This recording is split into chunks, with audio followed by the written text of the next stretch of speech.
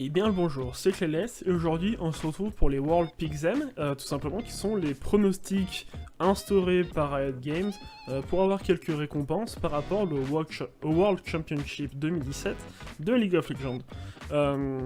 Tout simplement, ce sera mes pronostics, et je peux très bien me tromper malgré que j'ai vraiment réfléchi à tout ce que...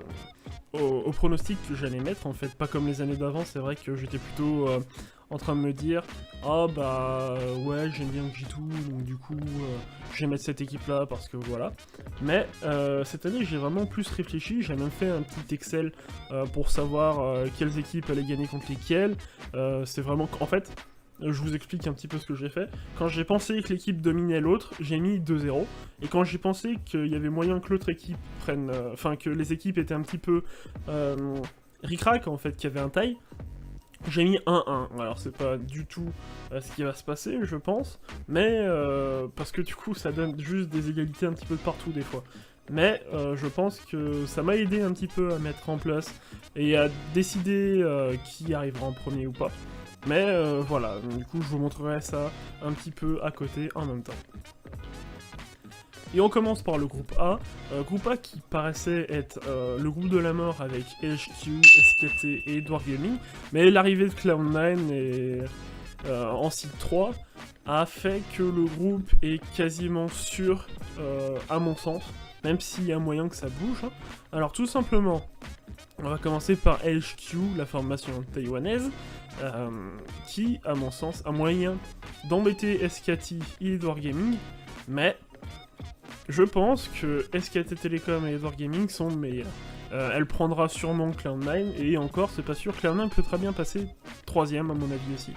Mais, je suis pas sûr quand même, franchement, mon courage, c'est arrivé sur mon pronostic, hein, tout simplement. Donc avec SKT Telecom en premier, mais certainement pas avec un 6-0. Hein. Enfin, je dis certainement pas, mais ils vont me faire mentir, comme d'habitude. Parce que Edward Gaming a moyen d'embêter SKT Telecom, mais SKT se fera pas embêter, enfin moins embêté par HQ, et HQ est capable d'embêter Edward Gaming. Et c'est pour ça que je pense qu'Edward Gaming sera que 2ème et pas premier, alors que SKT restera premier à mon sens. Alors voilà, après, donc en petit flottement entre guillemets, je pense que HQ a moyen de passer 2ème à la place d'Edward Gaming, voire SKT rester 3ème et laisser comme ça. Mais pour moi, le plus plausible reste que SKT soit premier et qu'Edward Gaming passe aussi. On verra bien ce que ça donne, de toute façon, il y a toujours quelques surprises. S'il faut, ce sera Cloud9 en premier. Hein. Un gros prank, mais on verra bien ce que ça donne. Donc on passe au groupe B, qui est un des groupes que je trouve les plus faciles à déterminer, tout simplement parce que il y a Longzhu Gaming, et Longzhu Gaming, qui est la formation coréenne de Seed 1, va terminer certainement, à mon sens, avec un 6-0. Il y a quasiment aucun moyen qu'elle vienne se faire embêter par Immortals, par Gigabyte Marine ou par Fnatic. Mais, donc, du coup, justement, en parlant d'Immortals, je pense que le problème de cette formation, c'est qu'elle n'est pas assez régulière, et qu'elle risque de perdre contre Fnatic. Et du coup, ce qui l'amènerait en 3ème position. J'aime beaucoup Immortals, hein, je préfère Immortals à Fnatic, mais je pense qu'Immortals, ça fera taille, hein, je pense, hein. S'il faut. Moi, dans mes pronostics, ça fera taille, mais Fnatic gagnerait le tie-break contre Immortals, et du coup, finirait 2ème. Et les Gigabyte Marines dernier, parce que quand même... Enfin, je pense qu'il y a quand même moyen aussi que Gigabyte Marines fasse quelque chose, mais... Je suis assez persuadé qu'ils feront pas le poids face à Immortals, Fnatic, et surtout les défaites face à Longzhu Gaming, à mon avis, feront assez mal au moral, en fait. Donc on verra bien ce que ça donnera, s'il faut j'aurai tout à fait tort, et ce sera l'équipe des wildcards qui passera 2ème et laissera les NA et les Américains comme des cons. Enfin voilà, et donc du coup je mettrai vraiment Longzhu Gaming en 6-0, et Fnatic et Immortals en taille en fait, en 3-3, et qui devrait forcément avoir à faire une game de plus pour se démarquer.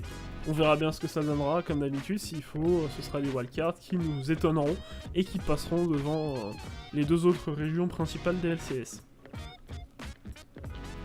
On passe au groupe C, qui se compose de 1907, Fenerbahçe, J'espère que je le prononce pas mal pour les amis turcs qui suivent cette vidéo. Mais du coup, je vais juste prononcer 1907. Ce sera plus simple pour tout le monde. Et voilà. Donc l'équipe turque qui vient des play-in. Royal Never Give Up, qui est le seed 2 le seed 1 pardon, de la Chine. Pas du tout, c'est le seed 1. C'est le seed 2, excusez-moi. Royal Never Give Up est le seed 2 de la Chine. G2 Esports qui est le seed 1 de l'Europe. Et Samsung Galaxy qui est un seed 2 de la Corée, mais qui est le 3ème pick. Hein, tout simplement parce que la Corée avait que les seeds 1, 1, avec que les seeds 1 et 2 et 2. Et donc voilà. Je pense que l'équipe turque ne va pas pouvoir faire grand chose dans cette équipe dans ce groupe, parce que c'est tout de même assez serré, et du coup va terminer dernier, et je pense sincèrement qu'elle a aucun moyen, à contrario de Gigabyte Marine, de venir embêter toutes ces équipes là en fait. Et donc du coup ce qui donnerait facilement à mon sens Samsung Galaxy en premier, Royal Never Give Up en deuxième, parce que RNG est quand même une équipe un petit peu plus constante que Edward Gaming je trouve. Et a vraiment moyen d'aller prendre Samsung Galaxy. Et ce qui va être donné une tâche très difficile à G2 Esports pour gagner tout simplement la formation chinoise. Et qui, à mon grand regret, risquerait très bien de terminer 3ème en fait. C'est vraiment dommage, mais parce que c'est une des équipes qui a le plus de potentiel. Surtout parce qu'ils sont capables de prendre SKT, comme on a pu le voir, et pas mal d'autres équipes. Et c'est dommage qu'ils tombent dans ce groupe où c'est quasiment joué d'avance, mais j'ai bon espoir quand même que G2 arrive à battre des équipes coréennes, voire chinoises. Mais enfin, on verra ce qu'ils donneront, s'il faut, ils termineront même 4ème, on sait jamais. Et on passe au véritable groupe de la mort, qui est composé de Misfits Gaming, de Team WE, de Flash Wolf et de TSM. Alors là, vous voyez directement pourquoi c'est le groupe de la mort, parce que même s'il n'y a pas donc, SKT, Edward Gaming ou d'autres équipes coréennes, elles sont quasiment toutes au même niveau, à mon sens. Et du coup, ça donne des tailles de partout. Et j'ai mis Team WE en premier, suivi de Misfits, parce que je suis un fanboy, tout simplement. Voilà, je suis fan de Misfits et j'espère, en tant que fan, parce que je les soutiens dans ces Worlds, c'est vraiment l'équipe que je vais soutenir dans ces Worlds. J'espère qu'ils vont passer. Et Flash Wolves, j'ai surtout en fait, je les ai mis 4ème parce que je me suis dit que l'année dernière, ils n'ont pas vraiment performé et qu'on ne saura jamais s'ils peuvent perf ou pas. Là, il y a moyen qu'ils soient premiers en fait, et pareil, il y a moyen que TSM soit premier, qu'aucune des équipes asiatiques passe et que ça se termine comme ça. Mais je pense que Team WE a déjà eu assez d'entraînement en plus au début avec les play-ins. Et que, donc là, voilà, je pense que ça peut plutôt faire comme ça, en fait, que Team WE restera première, mais que 2, 3, 4, ça peut vraiment tout bouger, mais même Team WE, en fait, ça peut tout bouger vraiment, et je pense qu'il y a personne qui pourra dire parfaitement qui aura gagné ou pas.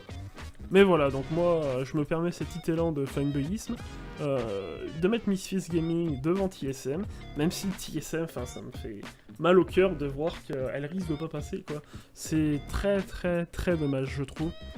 Et donc voilà. Et donc voilà qui met fin à cette vidéo. Je vous invite du coup à commenter, comme je vous ai dit au début de vidéo, à dire ce que vous en pensez, à critiquer mes pics, de façon civilisée bien entendu, il n'y a pas de problème. Quand c'est bien construit en fait, tout simplement. Quand c'est pas juste pour insulter et dire « Oh mon dieu, Flash Wolf, ils sont tellement meilleurs que ton Misfit Gaming, voilà. » Enfin voilà. Et du coup, je vous invite à commenter, à parler de ça, bien sûr, on parlera aussi de la phase finale, dès qu'elle sera arrivée, donc dans plus de 2 semaines, je suppose. Et on fera encore une vidéo comme ça, avec mes pics. Et voilà. Sur ce, je vous dis à plus. Ciao!